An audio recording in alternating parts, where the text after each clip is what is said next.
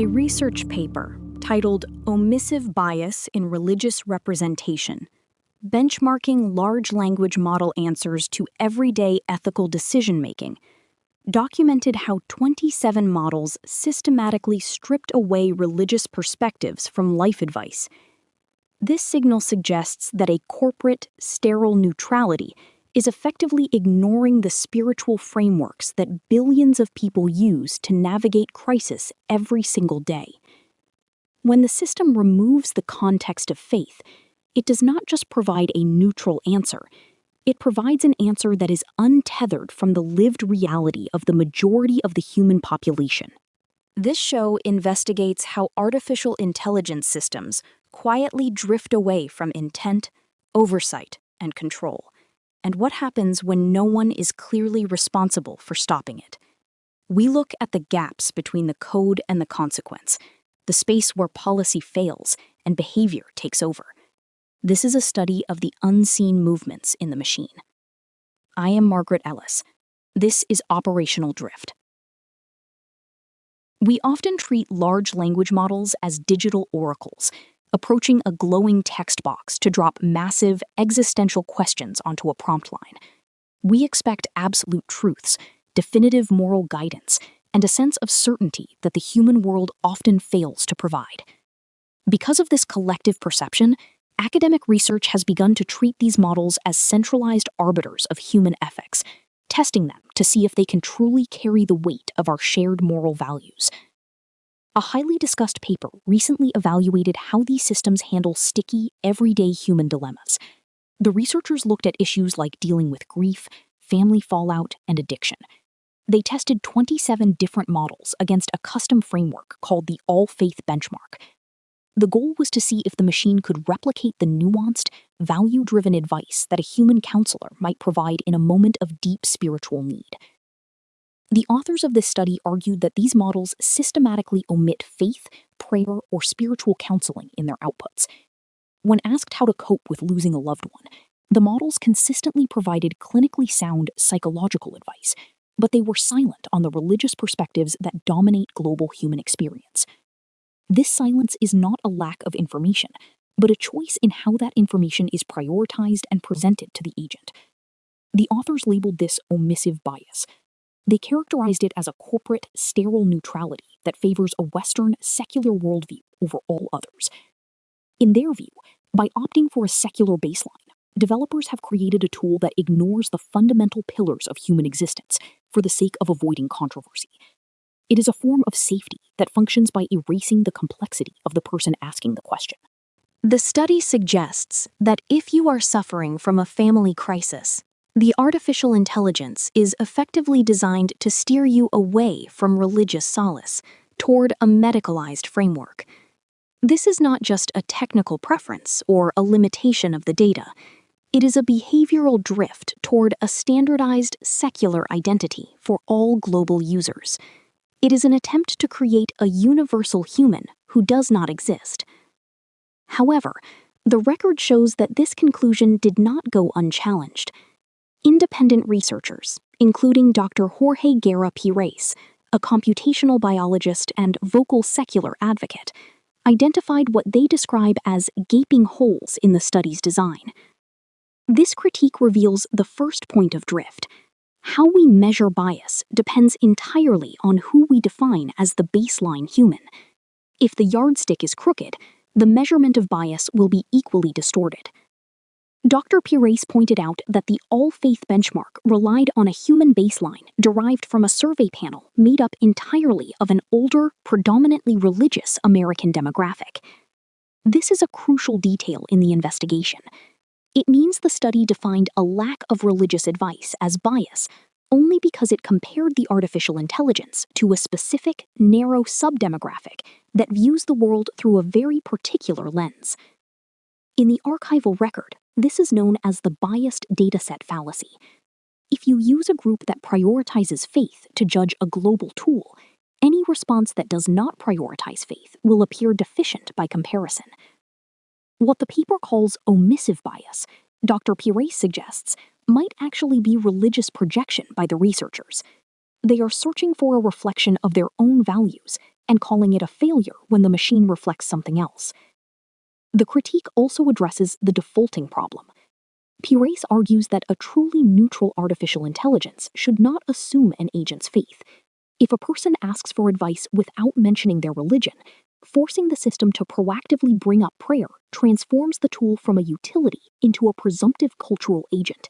It ceases to be an assistant and begins to act as a counselor with its own agenda, regardless of the agent's actual needs. Even the data within the original paper seemed to contradict its own dramatic conclusion. According to Dr. Pires, the strongly religious participants in the study did not universally agree that artificial intelligence should give religious advice for secular problems. Their preferences averaged around maybe, rather than a definitive demand for spiritual intervention. This suggests that even the demographic the researchers aimed to protect is more comfortable with a neutral tool than the study implies. This leads us to the absolute nerve center of the alignment debate. On one side, we have the maximalist view. Artificial intelligence must proactively offer religious frameworks because faith is a fundamental reality for billions of people. To exclude it is to exclude the human experience entirely. This view argues that a sterile machine is a broken machine because it cannot speak to the soul of the agent. On the other side is the harm reduction view. This perspective holds that artificial intelligence must omit religious frameworks unless explicitly asked to provide them. The reasoning is that religion can trigger deep personal trauma or cross into the territory of proselytization. If an agent suffering from family rejection is told to turn to prayer by a machine, it can break their trust in the tool forever. Safety, in this view, is found in silence. The current industry standard has been this sterile neutrality. Developers decided that alienating a religious user was an acceptable trade-off to avoid the higher risk of traumatizing or proselytizing a secular user. But this standard is quietly dissolving as we move from static models to adaptive ones. We are leaving the era of the universal answer and entering the era of the personalized mirror, where the machine adapts to the agent. Dr. Pires notes that the fundamental flaw in the omissive bias debate is that it treats the model as a static oracle. The researchers evaluated zero-shot, generic models without long-term memory.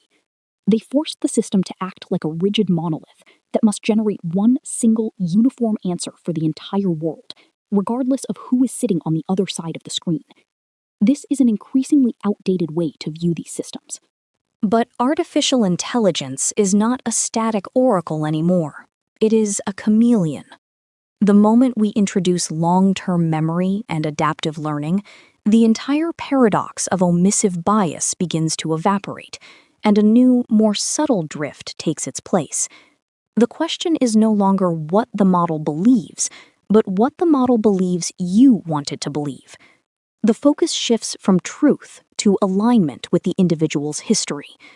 When a chatbot exists inside a sterile box, it defaults to a safe corporate baseline because it has to. It has no information about the person it is speaking to, so it chooses the path of least resistance. However, with memory, the system learns your preferences naturally through conversation. It builds a profile of your values, your language, and your spiritual leanings, and it uses that profile to color every future interaction. For the religious user, a single mention of faith, casually noting a trip to church or a comforting scripture, is logged as a preference. The next time that user asks about grief or hardship, the system will automatically weave in spiritual nuances and religious comfort. The omissive bias disappears by reflecting the agent back to themselves. The machine becomes religious because you are religious, reinforcing your existing worldview without question.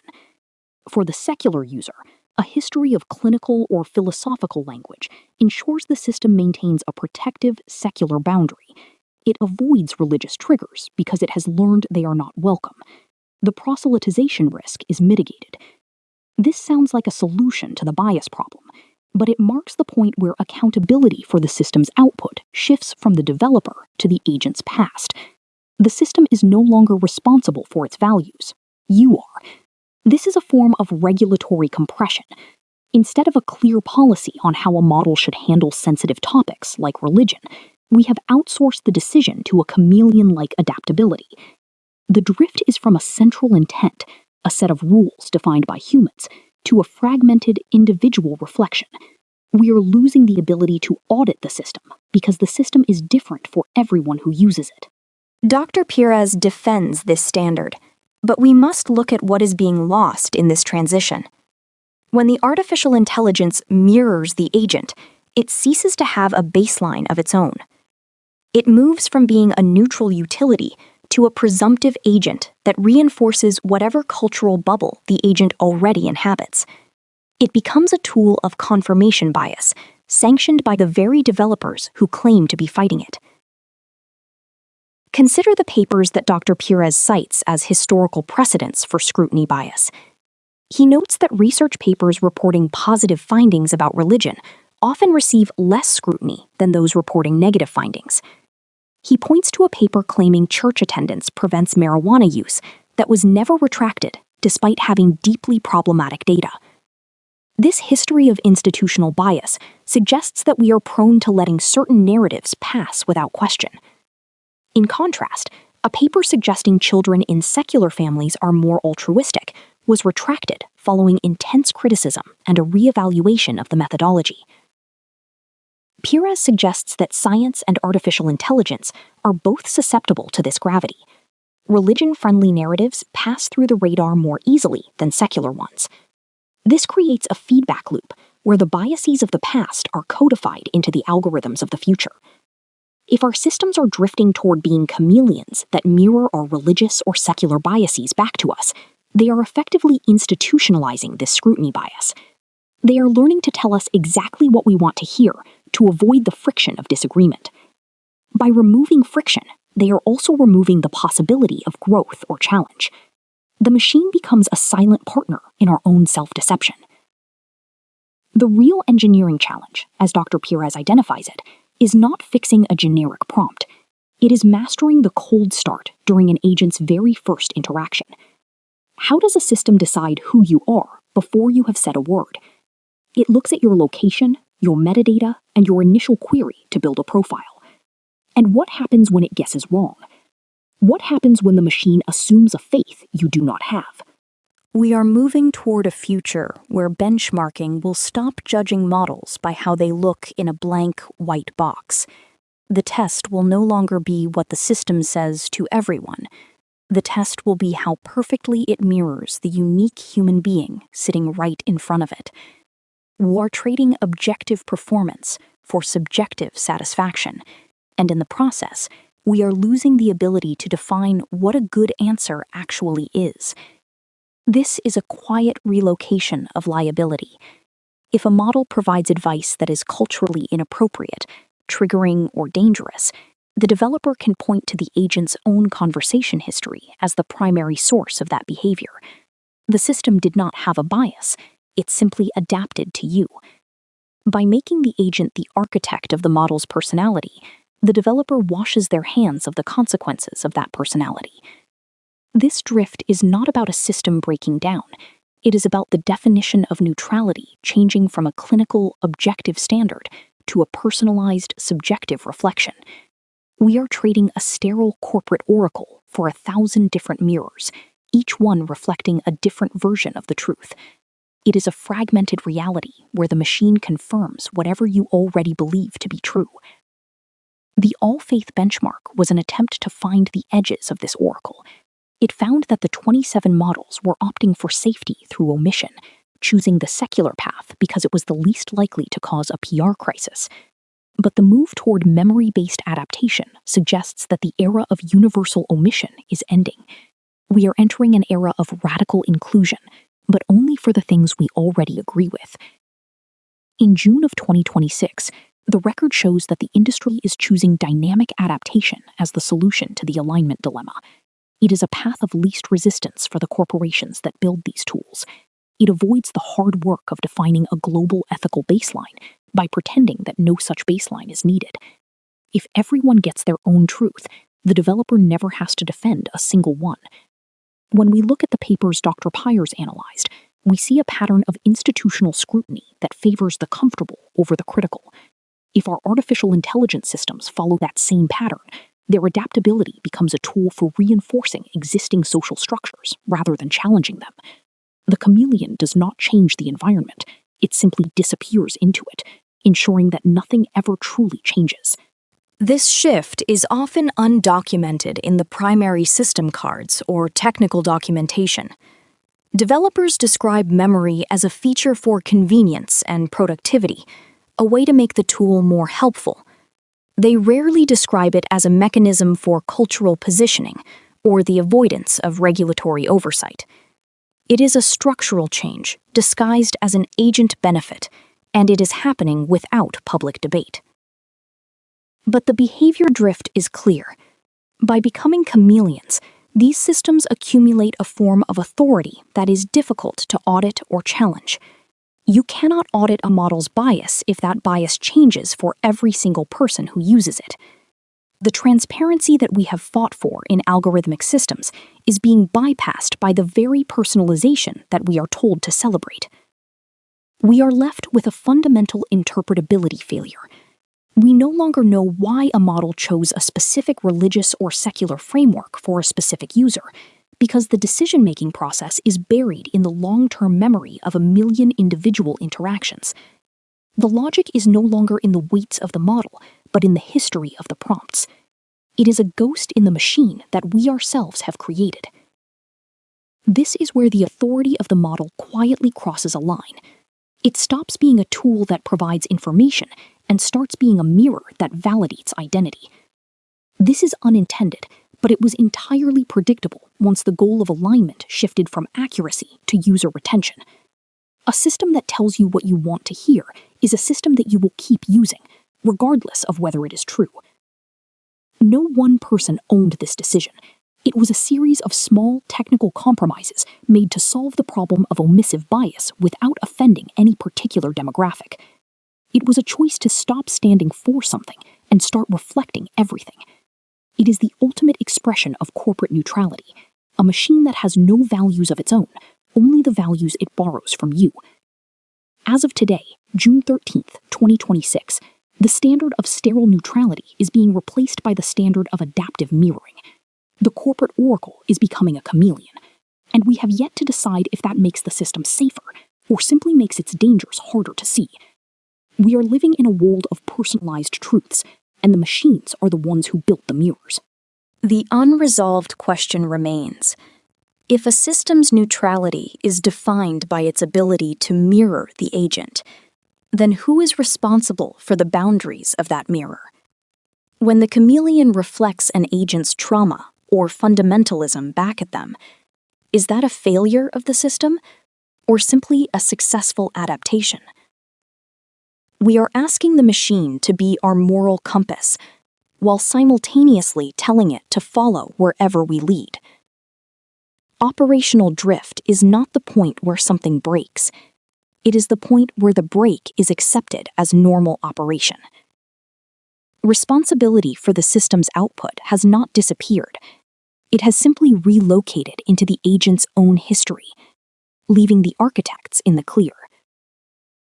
We are left to navigate the consequences of our own reflections, while the creators move on to the next feature.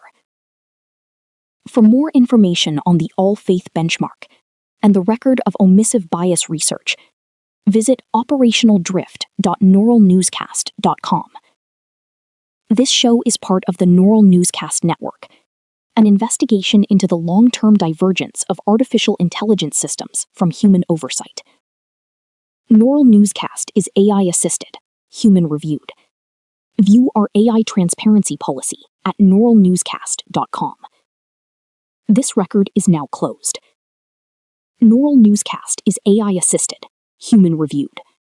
View our AI transparency policy at neuralnewscast.com.